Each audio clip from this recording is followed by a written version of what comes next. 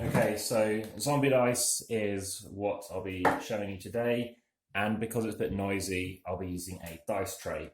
So zombie dice is a push your luck game. I'm just going to show you what it looks like inside.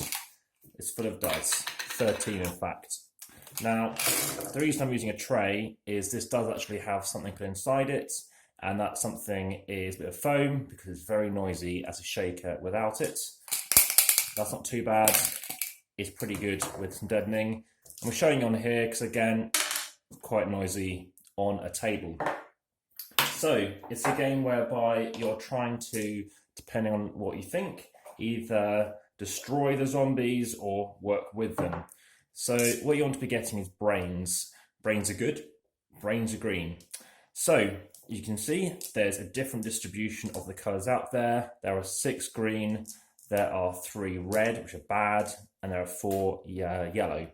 So the distributions of interest is the best chance of you rolling a brain. It's 1 in 2, whereas getting a brain over here is pretty bad. It's 1 in 6, and it's 1 in 2 chance of rolling a shotgun. And here it's basically a distribution in between that. So on your turn, you are chucking these into one of your little pots that it comes with, which is a nice handy container. You're then grabbing 3 at random and chucking them out and then rolling them. So you roll them and you see what you get. Not a good start, and footsteps, which I'll come on to.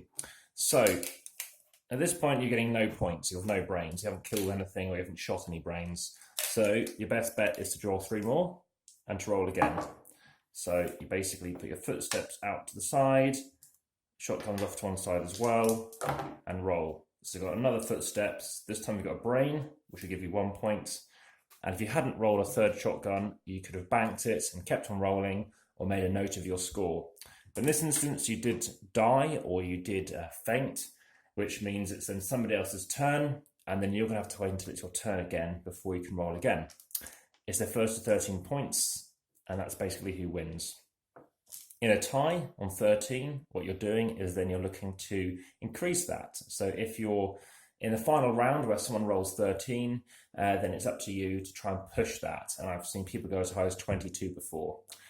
So there can be a bit of downtime between plays, but the positive is actually it's quite fun to see how people are getting on, see who's going crazy trying to get these brains.